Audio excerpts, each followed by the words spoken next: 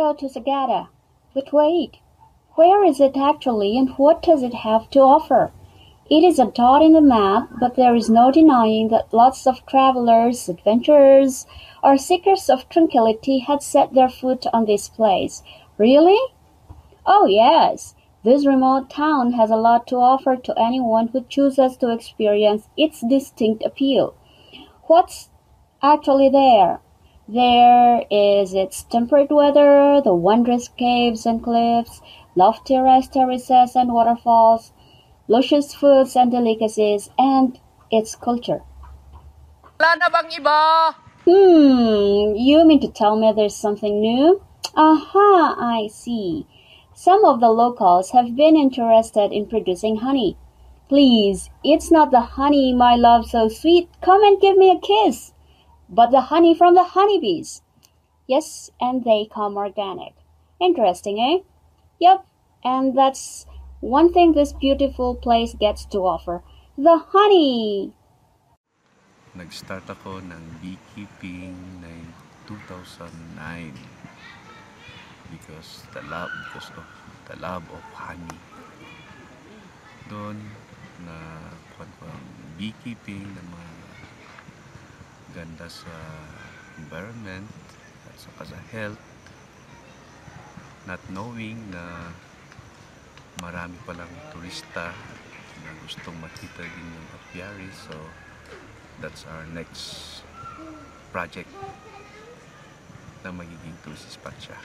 So, from the past few months hanggang ngayon po, piniprepare namin yung colonies to be ready para sa honey flow.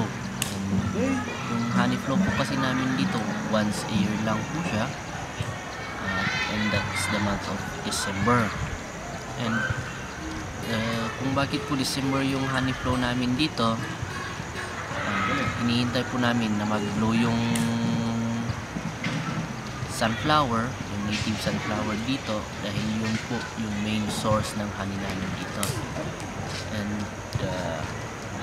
hindi po namin ini-sprayan yung sunflower na pipilitin siya na mag-bloom para lang sa bees. Naturally grown po sila, tapos in natural way din po yung pag bloom nila. Kaya yung sunflower honey po ng Sagada is organic. And po, gumagawa po kami ng queen bank para pagkatapos po ng honey flow at pag minsan namamatay po yung mga queen, at least may queens na po na ready para sa isang colony. Dahil pag namatay po kasi yung queen ng colony, pag hindi mo siya lalagyan ng queen kaagad, it takes a month. Parang mad-delay po yung isang colony na walang queen, madi-delay po siya ng isang buwan. Dahil pag gumawa po kasi ng bagong queen, it takes a month bago ulit may bagong queen na mangingitlog sa isang colony. And sometimes it takes 3 hours pa to travel to get one queen na pangpalit. Pagkatapos nun ba, travel pa uli ng another 3 hours. And sometimes walang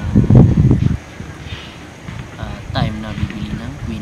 Di mas maganda na po na kami na po yung mag-graft ng queen, mag-store kami ng queen para at least yearly din na papalitan yung queen, tsaka meron na pong ready na queen na ipalit ka agad.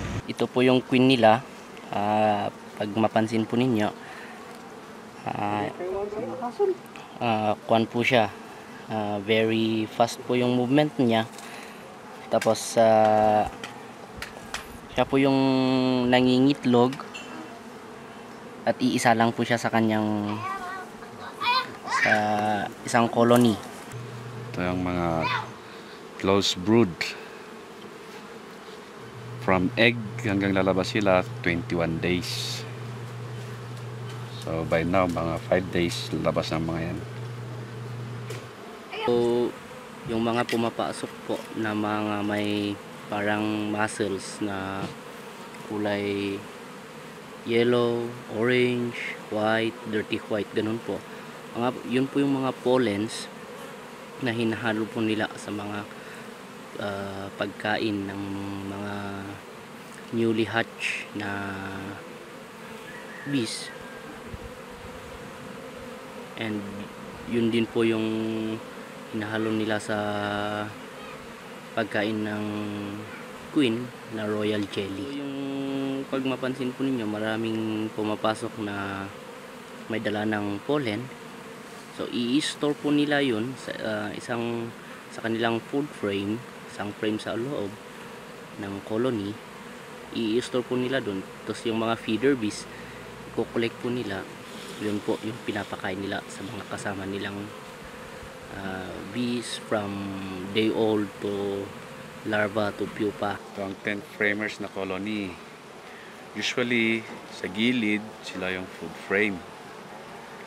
Pollen frame, honey frame dito. Pag ngayon na honey flow, na start of honey flow, usually kinakargaan na lahat mga to ng honey. Hindi na masyadong iitlog yung queen kasi they are more on nakakoncentrate sila sa pag-harvest ng honey. Ang pag-check ng colony, kailangan dahan-dahan para walang maipit na bees.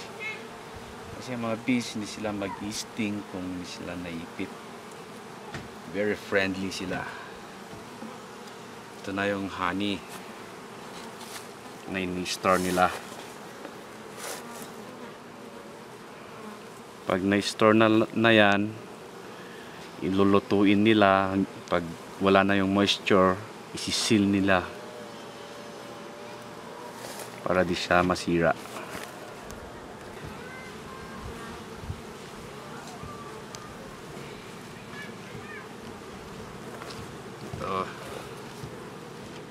Ito yung sealed honey. Wala na siyang moisture kaya isinil nila, ready for harvest pag marami-rami na siya. Ito naman, ito yung closed brood.